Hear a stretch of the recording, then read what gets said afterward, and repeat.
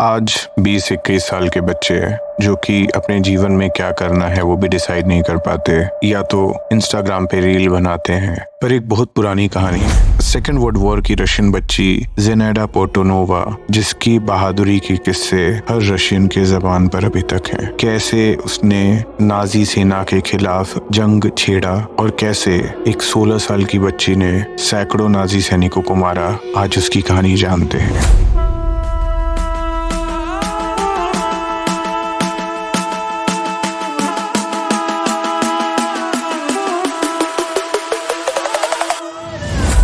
नमस्ते, आप सुन रहे हैं toss the other side story. 1 सितंबर 1939 को वर्ल्ड वॉर 2 ऑफिशियली स्टार्ट हुआ था, जब जर्मनी ने पोलैंड पर अटैक किया था। उसमें उसका साथी सोवियत यूनियन भी था। सोवियत यूनियन और जर्मनी के बीच में 23 अगस्त 1939 को जर्मनी और रशिया ने मोलोटोव एंड रिबेनट्रॉप पैक्ट साइन किया था, जिसमें जर्मनी और रशिया ने एक दूसरे को वादा किया था कि वो एक दूसरे के ऊपर कभी अटैक नहीं करेंगे। पर नियति को कुछ और मंजूर था। 1941 के समय जर्मनी तेल की कमी के नाते सोवियत यूनियन पर अटैक कर देता है और सोवियत यूनियन काफी बुरी तरीके से हारने लगता है। 872 दिन का एक ब्लॉकेड था, जिसको ब्लॉकेड ऑफ लेनिनग्राड बोला जाता है, जो कि 8 सितंबर 1941 से 27 जनवरी 1944 था। इस ब्लॉकेड में जर्मनी को इतना नुकसान हुआ कि जर्मनी दूसरा विश्व युद्ध हार जाता है। पर उसी के साथ साथ एक चीज और हुआ था। 1942 में जब जर्मनी सोवियत यूनियन पर चढ़ाई कर रहा था, तो बेलारूस पे भी चढ़ाई करता है। बेलारूस पे अटैक करने के बाद ही वो लेनिनग्राड की तरफ बढ़ता है। लेनिनग्राड रशिया का, जो कि इस समय सेंट पीटर्सबर्ग नाम से जाना जाता है। उस समय 7वीं कक्षा में पढ़ने वाली जेनेडा पोर्टनोवा बेलारूस के एक छोटे से गांव में अपने दादी के घर गई थी। वॉर के समय नाजी सैनिक उनके घर पर आके उनके मवेशियों को ले जाने लगते हैं। उनके दादी के मना करने पर वो उनके दादी को खूब मारते हैं। तब जेनेडा ने ये प्रॉमिस किया था कि वो चाहे जो भी हो नाजी सैनिकों को जरूर हराएगी। उसके बाद शुरू हुआ blockade of Leningrad. Blockade of Leningrad, जो कि 872 दिन चला, 8 सितंबर 1941 से लेकर 27 जनवरी 1944 तक। उस समय जेनेडा पोर्टनोवा ने लोकल अंडरग्राउंड ग्रुप ज्वाइन किया जाता है, जिसको कॉमसोमोल ऑर्गेनाइजेशन बोला जाता था, और उसमें यंग बच्चों की टीम को यंग एवेंजर्स बोला जाता था। जेनेडा का काम था कि जितने भी पर्चे हो इन्फॉर्मेशन के, वो गांव के हर आदमी तक पहुंचाना, सोवियत सैनिकों के लिए हथियारों का प्रबंध करना और छिपा के उसको पहुंचाना।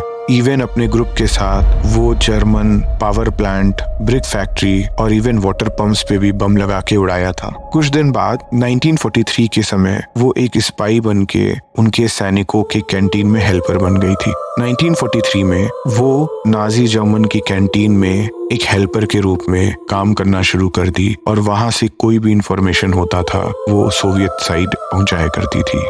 धीरे धीरे वो खाने में जहर मिलाना शुरू की।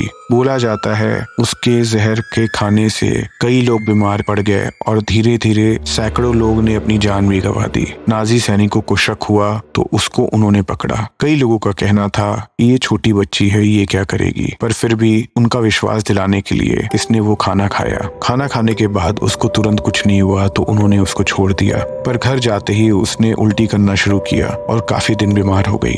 इसके नाते नाजी सैनिकों को वापस शक हो गया कि जहर वही दे रही थी। उसके बाद वो वहां से भाग निकलती है और वो एक दूसरी यूनिट ज्वाइन कर लेती है। वहां से वो अपने माता पिता को चिट्ठी भी लिखा करती थी। और 1944 उसकी पूरी टीम को एक काम मिलता है नाजी सैनिकों के बारूद खाने को उड़ाने का। वहां पे वो पकड़ ली जाती है। 1943 में जब वो अपने टीम के साथ नाजी बारूद खाने को बम से उड़ाने जाती है, उसको वहां पकड़ लिया जाता है। जब उसका इंटरोगेशन स्टार्ट होता है, उसको पता है अब उसके पास कोई चारा नहीं बचा है, तो वो तुरंत नाजी ऑफिसर का पिस्टल उठा के उसके सर पे गोली मार देती है। और गोली की आवाज सुनकर बाहर से जैसे ही 2 सैनिक अंदर आते हैं, उनको भी वो गोली मार के वहां से वो भाग निकलती है जंगल की तरफ। जंगल की तरफ उसको पकड़ लिया जाता है और उसके बाद शुरू होता है उसका 1 महीने का टॉर्चर। बोला जाता है कि 1 महीने तक उसको हर तरीके का टॉर्चर दिया गया। उसकी आंखें निकाल ली गई, गर्म लोहे के सरिये से उसके शरीर को दागे गए और इवन पिन से उसके नाखूनों को निकाला गया,